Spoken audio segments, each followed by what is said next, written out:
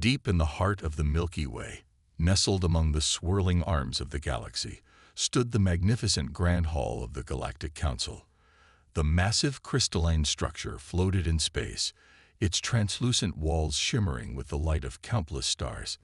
Inside, representatives from 300 spacefaring civilizations gathered for what would become one of the most significant meetings in galactic history. The air crackled with tension as thousands of beings, each unique in their appearance and evolution, watched Counselor Hansol rise from his seat. His silver robes caught the light, creating patterns that danced across the chamber walls. Though he belonged to a species that rarely showed emotion, the tight set of his mouth and the rigid posture of his tall, slender frame betrayed his concern. The chamber fell silent. Even the usual whispers and movements of the gathered delegates ceased as Hansol's voice filled the vast space. Distinguished members of the Council, we face a situation that requires our immediate attention. He paused, his eyes scanning the crowd. Our deep space observation teams have discovered a species on a planet in the Orion Arm. They call themselves humans, and their world is Earth. Murmurs rippled through the assembly. Some delegates leaned forward in interest, while others exchanged worried glances. Hansol raised a hand for silence before continuing. These humans possess qualities that make them unlike any species we have encountered before. They are dangerous, not in the way of the warrior Krill or the aggressive Monteri, but in ways we find difficult to predict or understand. Counselor Jiwoo, known throughout the galaxy for her keen analytical mind, stepped forward. Her simple white uniform contrasted sharply with Hansol's elaborate robes. She activated her data pad, and suddenly the chamber filled with holographic images of Earth. The delegates watched scenes of human history unfold before their eyes. Armies clashing on battlefields, cities rising from nothing, machines evolving from simple steam engines to complex computers in mere centuries. "Look closely," Jiwoo said, her voice steady but urgent. "These humans fight wars differently than any species we know. They adapt, they innovate, they find ways to win even when outmatched. But more importantly, they learn from their defeats and come back stronger." The images shifted to show humans working together, building massive structures, solving complex problems, helping each other during disasters. When faced with a common enemy or crisis, they show remarkable ability to set aside their differences and unite. Their tribal nature transforms into a collective strength that multiplies their capabilities exponentially. The assembly watched in stunned silence as Jiwoo displayed graphs showing human technological progression. In just 300 years, they went from horse-drawn carriages to primitive spacecraft. Their rate of advancement is unprecedented. They take existing ideas and reshape them in ways we never considered. During crises, their lateral thinking leads to solutions that our predictive models fail to anticipate. From the back of the chamber, a voice cut through the tension. Ambassador Du Hyun of the Rakchuri rose, his scaled skin reflecting the holographic light. The Rakchuri were known throughout the galaxy as clever opportunists, always seeking advantages in new situations. Du Hyun's lips curled in what his species considered a smile, but to others looked more like a predatory grin. "Surely you exaggerate the threat," he said, his voice smooth and confident. "These humans haven't even achieved faster than light travel. They're trapped in their own solar system, playing with toys we discarded millennia ago. What harm could such primitives pose to spacefaring civilizations like ours?" Hansol and Jiwoo exchanged concerned looks. They had expected this reaction, particularly from the Rakchuri. Jiwoo stepped forward again, bringing up new images. Humans turning defeats into victories, adapting enemy weapons for their own use, and surviving against overwhelming odds. "That thinking is exactly what makes them dangerous," she explained. "They appear primitive until they're challenged. Then they advance at rates that defy our understanding. We've observed them developing technologies in months that took other species decades. They don't follow predictable paths of advancement. They leap forward in unexpected ways, often skipping what we consider necessary developmental stages. The chamber erupted in heated discussion. Some delegates demanded immediate quarantine of Earth's solar system. Others, like the rectory, argued for establishing contact and guiding human development. A few even suggested more drastic measures to contain the potential threat. Han Sol raised both hands, calling for order. "We must issue a formal warning to all spacefaring races," he declared. "Earth and its solar system are to be avoided. No contact, no interference, no observation beyond our current monitoring. The risks are too great." Do Hyun's scales darkened, a sign of irritation among his species. "You would have us ignore such potential. These humans could be valuable allies or useful servants with proper guidance. The Rakhtari Empire sees opportunity where you see only threat. That is precisely why we must stay away," Ji Woo countered. "Every simulation we've run shows the same result. Any attempt to subjugate or control humans leads to rapid advancement in their military and technological capabilities. They don't just fight back. They innovate, adapt, and emerge stronger than before. We've seen it countless times in their own history." As the debate continued, none of the assembled delegates realized they were witnessing the beginning of a chain of events that would reshape the galaxy. The Rakhtari's dismissal of the warning would prove to be one of the greatest miscalculations in galactic history, and humanity's response would forever change the balance of power among the stars. The warning was issued, recorded, and transmitted across the galaxy. But some, like Ambassador Do Hyun, had already decided to ignore it. As he left the chamber, his scales rippled with anticipation of the opportunities ahead, unaware that he was setting in motion events that would lead to the downfall of his own empire. The massive Rakhtari vessel broke through Earth's cloud cover like a spear piercing silk, its dark hull gleaming in the morning sun. Inside the command center, Captain Tae-ho watched with barely contained excitement as his ship's sensors mapped out the sprawling cityscape of New York below. His scaled hands gripped the command rail as the vessel descended, ignoring the stream of urgent messages from the Galactic Council flashing across his screens. "Maintain our course," he ordered, his voice steady despite the thrill running through him. "Let them see us. Let them understand what true power looks like." The bridge crew worked silently, their scales shifting colors with concentration as they guided the enormous ship through Earth's atmosphere. The humans' response surprised them all. Instead of the panic they expected, instead of the chaos their simulations had predicted, the humans responded with remarkable organization. Military aircraft kept a respectful distance, neither attacking nor retreating. Ground forces maintained position without showing aggression. Every move seemed calculated, measured, and controlled. Within hours of their arrival, Earth's global communication networks carried the news worldwide. There was no mass panic, no breakdown of society, just an organized response that spoke of careful preparation. It was almost as if they had been expecting this moment. UN Secretary General Maria Santos led the Earth delegation that arrived to meet them. She stood tall and dignified, showing neither fear nor awe as she faced the alien visitors. Her team included military officers, scientists, and diplomats from various nations, all displaying the same composed demeanor. The meeting took place in a hastily prepared conference room at the United Nations headquarters. Captain Tae-ho studied the humans carefully as they entered.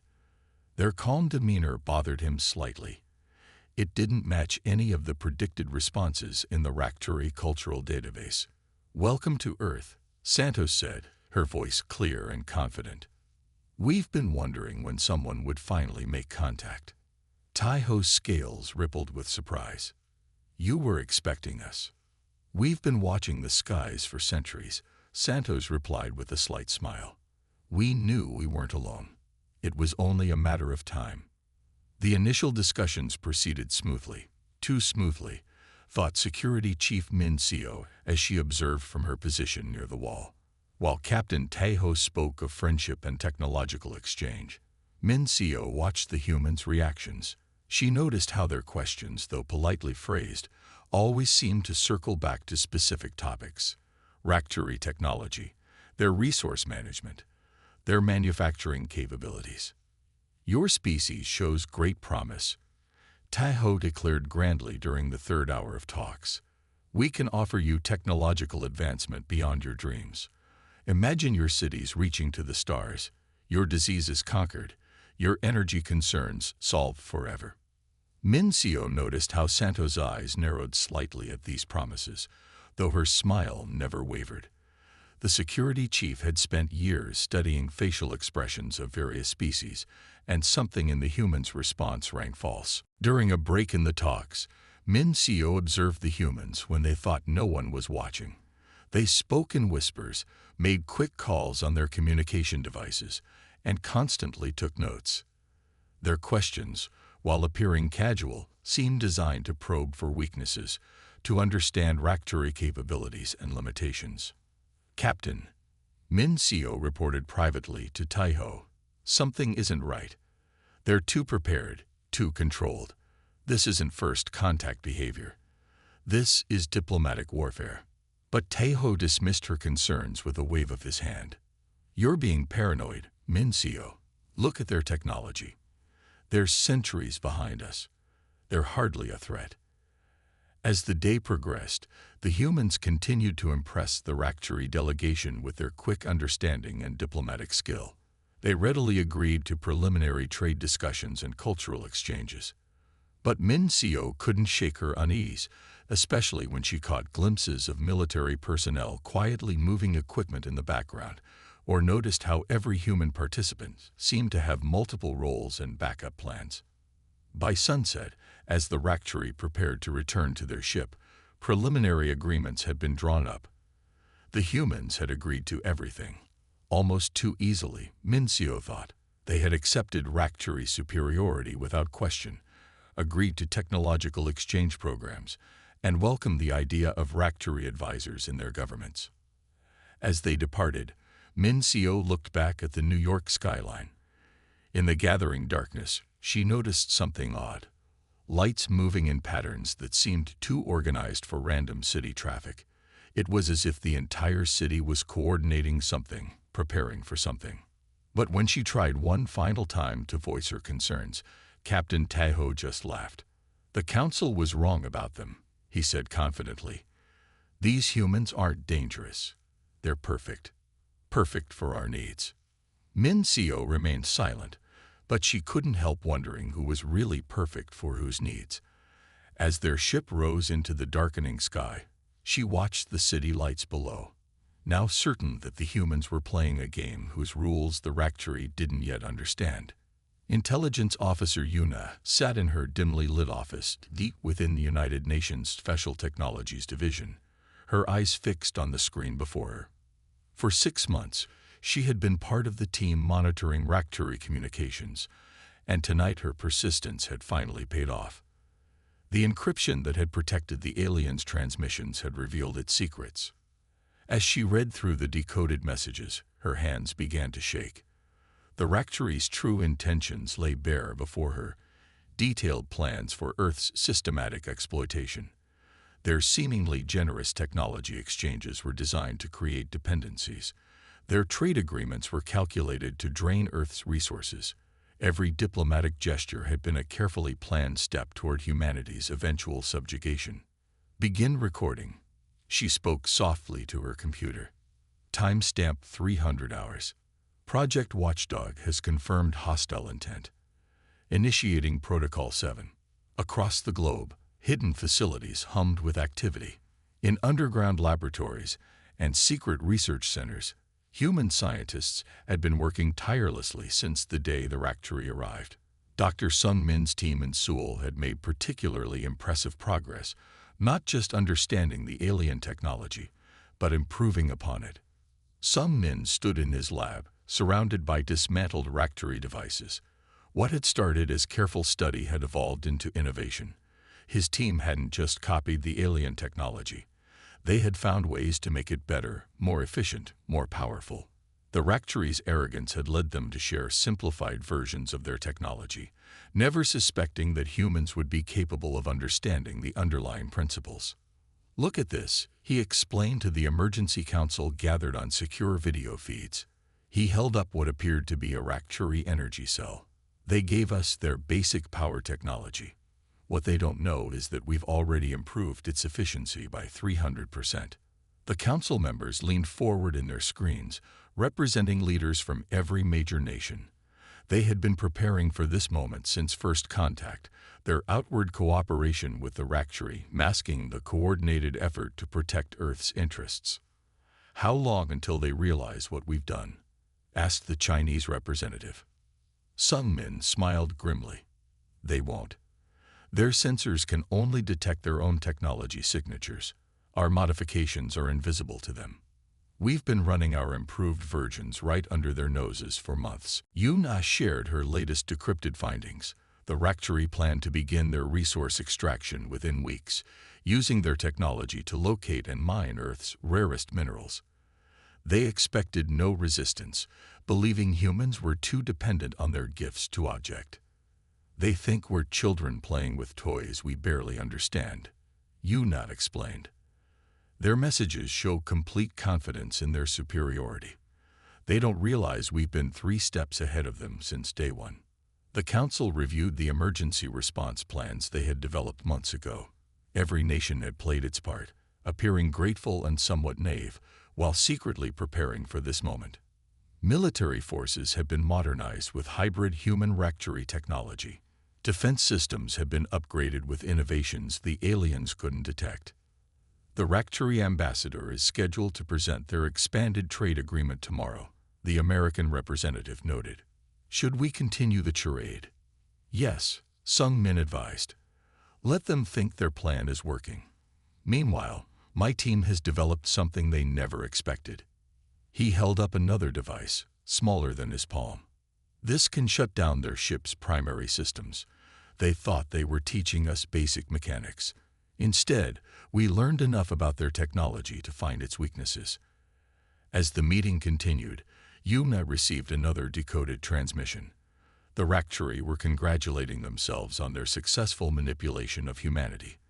They described Earth as a precious resource that would fuel their empire's expansion for centuries to come. "They've forgotten their own history," Yuna told the council. "Their records show they've done this before, to other worlds. But they've never tried it with humans." The council members nodded grimly.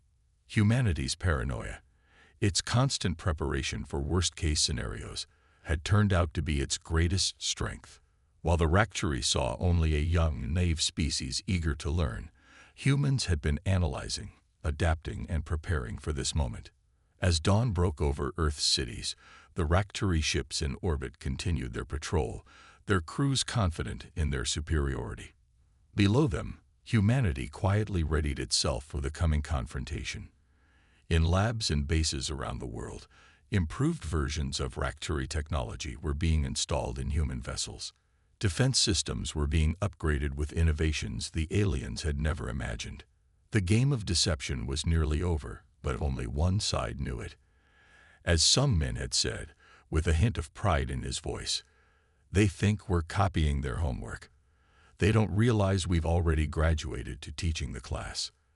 The sun was just beginning to rise over Tokyo when the first Rakshari warships dropped out of hyperspace. Within minutes, similar scenes played out above every major city on Earth. Massive alien vessels appearing like dark clouds against the morning sky. Their weapon systems hummed to life, preparing to demonstrate the price of humanity's defiance. In the command center deep beneath Mount Fuji, Engineer Jinwoo watched the incoming ships on his monitors with an almost serene expression. 6 months of preparation were about to be put to the test. His fingers danced across the control panel, activating the planetary defense grid that the Rakshari never knew existed. "All cities, activate shields on my mark," he commanded through the global defense network. 3, 2, 1, execute. The Rakshari ships opened fire, expecting to rain destruction on helpless human cities. Instead, their energy weapons splashed harmlessly against shimmering barriers of light. Shields based on their own technology, but modified in ways they had never imagined possible. Captain Tahoe stood on his flagship's bridge above New York, his scales darkening with rage as his initial barrage proved ineffective. "Impossible. They're shields. They're using our technology." But the shields were just the beginning. From hidden bases around the globe, humanity's counterattack launched with devastating precision. Smaller ships, human-designed vessels incorporating enhanced Rakhturi technology, rose to meet the alien fleet. They moved in ways the Rakhturi computers couldn't predict, using attack patterns that defied conventional space combat tactics. Admiral Kita coordinated the defense from his command ship high above the Pacific. His vessels, appearing barely larger than fighter craft to the Rakhturi, demonstrated maneuverability that seemed to defy physics. They darted between the larger alien ships, striking with weapons that cut through Rakhturi shields as if they weren't there. Multiple vectors, Kite ordered. Pattern Omega-7. Show them what Earth can do. The human fleet split into smaller groups, each attacking from different angles. They used the Rakhturi's own tactical doctrines against them, but with modifications that turned predictable strategies into chaos for the alien defenders. Where the Rakhturi expected direct confrontation, they found empty space. When they turned to counter a threat, they discovered it was merely a diversion. In orbit above London, a Rakhturi cruiser found itself suddenly powerless as human cyber warfare teams, led by experts who had spent months studying alien computer systems, systematically shut down its vital systems. Similar scenes played out across the globe as humanity deployed digital weapons that the Rakhturi had never conceived possible. How are they doing this? Taiho demanded as warnings flashed across his bridge displays. These primitives shouldn't be capable of such tactics. But the humans were far from finished. Dr. Sung Min's modified technology proved its worth as human ships demonstrated capabilities that the original Rakhturi designs had never possessed. Energy weapons fired with unprecedented accuracy, shields adapted to enemy attacks in real time, and engines performed maneuvers that the aliens had thought impossible. Kite's voice echoed through the human fleet's communication channels. Remember your training. Use their assumptions against them. They expect us to fight like them. Show them how humans wage war. The battle above Earth turned into a demonstration of humanity's greatest strengths: adaptation, innovation, and the ability to turn an enemy's power against them. Rakhturi ships found their own weapons being used against them in ways their designers had never intended. Their carefully planned strategies fell apart in the face of human unpredictability. In his flagship, Taiho watched in horror as his fleet's coordination crumbled.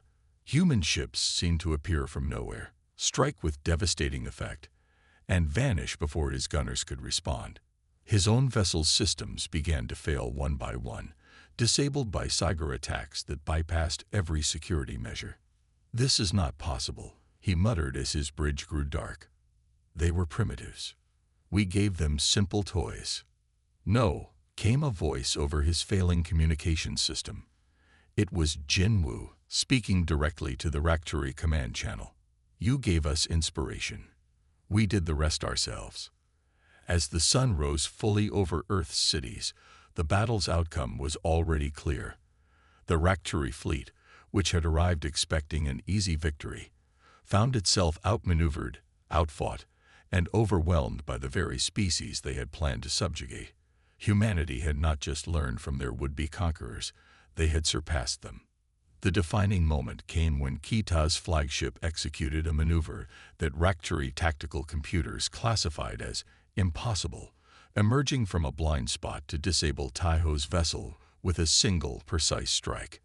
As emergency power flickered on Taiho's bridge, he finally understood the truth. They had never really known their enemy at all.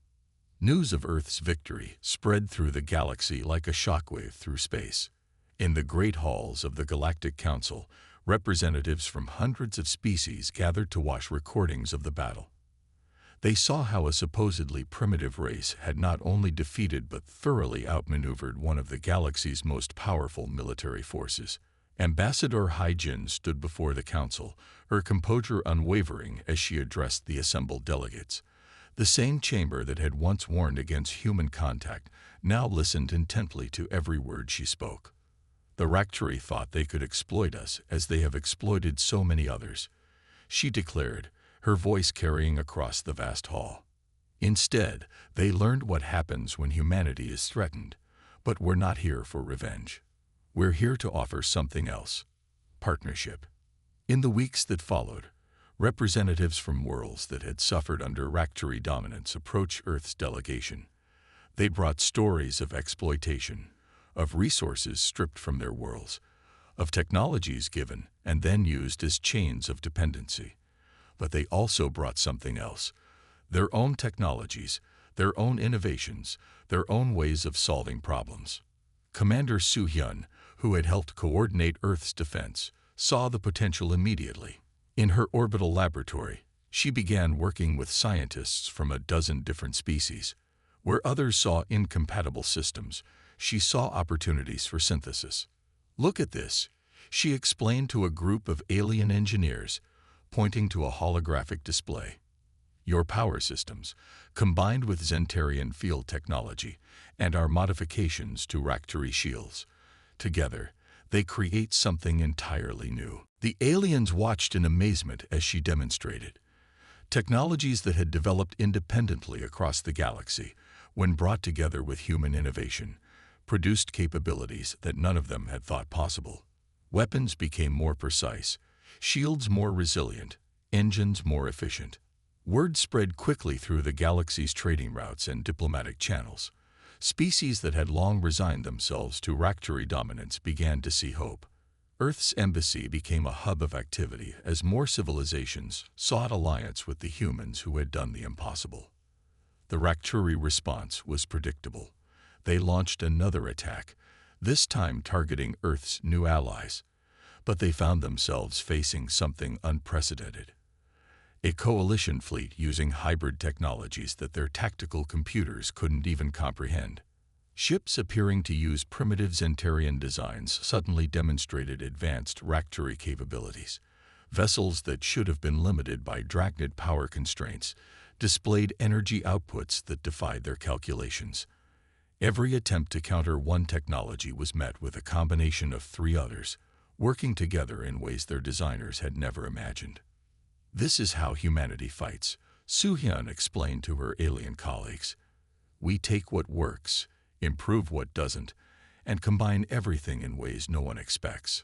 But more importantly, we share what we learn."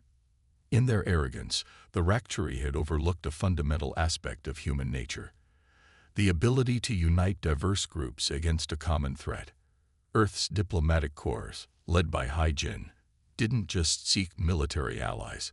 They built genuine partnerships based on mutual respect and shared goals. The coalition grew stronger with each passing day. Species that had never cooperated began working together, sharing knowledge and resources. Human adaptability proved just as valuable in peace as it had in war, finding ways to bridge cultural and technological gaps that had seemed insurmountable. In their desperation, the Rakhtari attempted to turn coalition members against each other, using age-old rivalries and past conflicts. But they found their usual tactics of manipulation ineffective against the bonds of genuine alliance. "They don't understand," Hai-Jin told the Coalition Council. "They think we're holding our allies by force or fear like they do. They can't comprehend that we're stronger because we work together willingly." As the Coalition's power grew, more worlds began to break free from Rakhtari influence. Each new ally brought unique perspectives and technologies, which human engineers eagerly incorporated into their ever-evolving designs. What had started as a defensive alliance was becoming something unprecedented in galactic history: a true partnership of equals, united not by force but by choice. The Rakhtari found themselves facing an enemy that grew stronger with each passing day, while their own power base steadily eroded.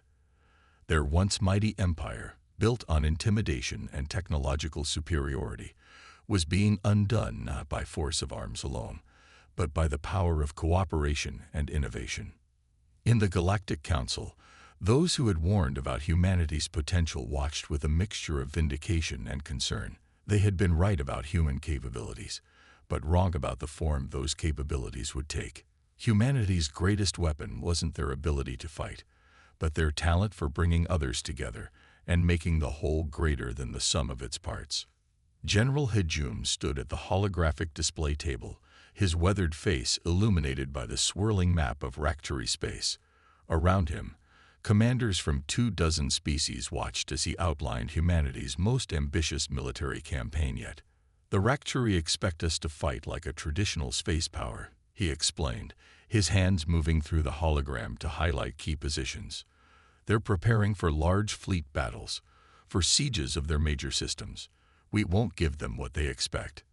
The Coalition's new battle doctrine had been inspired by Earth's ancient guerrilla fighters, but scaled up to encompass entire star systems.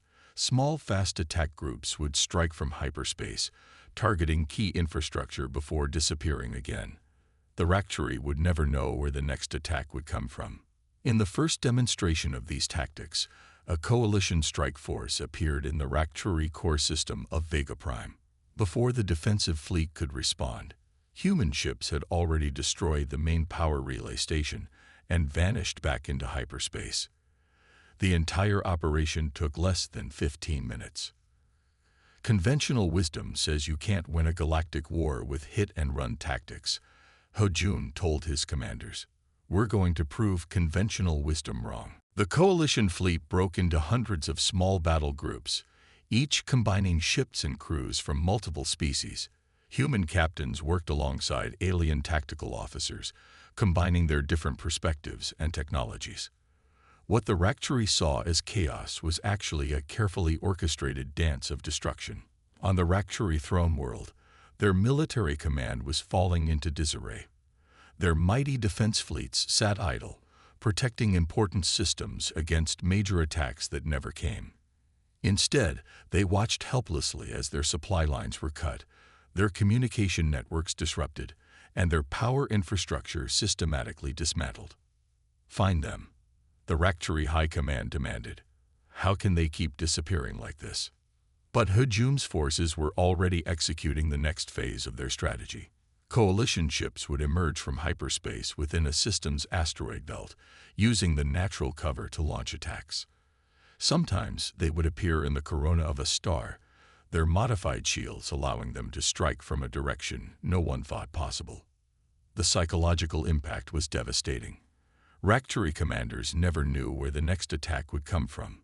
Their once mighty empire began to crack under the strain.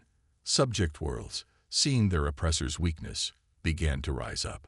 On the planet Keros, 3 centuries of Rakhtari rule ended in a single day when the local population, inspired by Earth's example, overwhelmed their garrison. Similar uprisings spread across dozens of worlds. The Coalition provided these rebels with weapons and training, turning the Rakhtari's former subjects into their newest enemies. Your empire was built on fear, Hejum transmitted to the Rakhtari leadership after another successful raid. What happens when your subjects stop being afraid? The answer came in waves of rebellion that swept through Rakhtari space. Worlds that had been stripped of resources for generations found new strength and resistance. The Coalition's successes proved that the mighty Rakhtari could be defeated, and centuries of pent-up resentment exploded into open revolt. Hejum's strategy proved particularly effective because it played to human strengths while exploiting Rakhtari weaknesses. The aliens were used to fighting set-piece battles with clear objectives. They couldn't adapt to an enemy that refused to fight on their terms, that struck without warning and vanished before they could respond. Each successful raid provided Coalition forces with more intelligence, more resources, and more allies. Former Rakhtari slave worlds eagerly joined the fight, bringing with them intimate knowledge of their former masters' systems and procedures. The Rakhtari tried to adapt, to develop countermeasures against the Coalition's tactics. But every time they thought they had found a pattern to the attacks, Hejum would change the strategy. One day his forces would strike military targets, the next they would disable civilian infrastructure. There was no way to protect everything. In their desperation, the Rakhtari began to abandon their outer territories, pulling their forces back to protect their core worlds. But this only accelerated their empire's collapse, as more systems seized the opportunity to declare independence. The turning point came when Hejum's forces struck the Rakhtari shipyards at Centaur Beta. The massive facility had been building warships for centuries. Coalition forces emerged from hyperspace at multiple points simultaneously, their timing coordinated down to the second. Before the defenders could organize a response, the shipyards were reduced to orbiting debris. The loss of their main shipbuilding capacity dealt a devastating blow to Rakhtari military power. More importantly, it showed that even their most heavily defended installations weren't safe. The myth of Rakhtari invincibility, already cracking, finally shattered completely. As news of the victory spread, the coalition's communication channels filled with messages from more worlds seeking alliance. The Rakhtari Empire, which had dominated galactic politics for generations, was facing something it had never encountered before: defeat at the hands of an enemy it couldn't understand or predict. The crystalline spires of the Galactic Council headquarters glittered in the light of three suns as the Rakhtari delegation approached. Their once proud steps were now measured and hesitant, their scales dulled by the weight of defeat. Inside the Grand Chamber, representatives from hundreds of worlds watched as the empire that had terrorized the galaxy for centuries came to sue for peace. Ambassador Hai-Jin sat at the negotiation table, her calm demeanor masking the significance of this historic moment. Beside her were representatives from the coalition, species that had once been bitter enemies, now united under Earth's leadership. The Rakhtari High Command members took their seats across the table, their movements stiff with barely contained humiliation. "We are prepared to discuss terms," the Rakhtari Supreme Commander announced, each word seeming to cause him physical pain. The peace talks that followed would reshape galactic politics. The Rakhtari Empire, which had spanned thousands of star systems, would be dissolved. Former subject worlds would gain independence, with Earth and its allies helping them establish self-governance. Councillor Hansol watched the proceedings with growing amazement. Years ago, he had stood in this very chamber warning about humanity's dangerous potential. Now he saw a different side to the species he had feared. This council once cautioned the galaxy about humans, he addressed the assembly. "We saw their capacity for violence, their unpredictable nature, their rapid advancement. But we failed to see something equally important: their capacity for justice and their gift for bringing others together." The terms of peace reflected this unique human approach. Instead of demanding punitive reparations, Earth proposed a program of rehabilitation. Rakhtari technology and resources would be shared among their former subject worlds. The species that had once ruled through fear would learn to participate in a community of equals. Throughout the proceedings, more delegations arrived at the council. Species that had remained neutral during the conflict now sought alliance with Earth and its coalition. They had seen something new in how humans wielded power, not through dominance, but through cooperation and mutual benefit. "The galaxy is entering a new age," Hai-Jin announced to the assembled representatives. "One where strength comes not from subjugating others, but from working together." The Rakhtari's greatest mistake wasn't their military strategy. It was their failure to understand that true power comes from unity, not division. As she spoke, reports came in from across the galaxy. Former Rakhtari worlds were already beginning to cooperate, sharing resources and knowledge. The coalition's hybrid technologies were being adapted for peaceful purposes, improving lives across thousands of systems. The Galactic Council, which had existed for millennia as little more than a debate forum, was being transformed. Under Earth's guidance, it was becoming a true governing body, where species could work together to solve common problems. Humanity's greatest weapon was never their ships or their tactics, Hansol observed to his fellow counselors. It was their ability to show us all a better way forward. In the months that followed, Earth established new protocols for interstellar cooperation. The hybrid technologies that had won the war were now being used to improve communication, transportation, and quality of life across the galaxy. Species that had never trusted each other were learning to work together, following the human example. The Rakhtari, stripped of their empire, but not their potential, began a difficult journey of redemption. Under the guidance of human advisors, they started to rebuild their society, learning to use their capabilities for the benefit of all. As the new galactic order took shape, Jin made one final address to the council. The warning about humanity was both right and wrong, she said. We are dangerous, but not in the way you feared. We are dangerous to old ways of thinking, to systems based on fear and dominance. We are dangerous because we show that there is always a better way. The galaxy had been transformed, not by conquest, but by cooperation. Earth had emerged as a leader not because it was the strongest or the most advanced, but because it had shown a new path forward. The humans had proven that true power lay not in the ability to destroy, but in the ability to unite and build. As the council session ended, Han Sol approached Jin. We thought we were protecting the galaxy from humanity, he said. Instead, humanity protected the galaxy from itself. Jin smiled.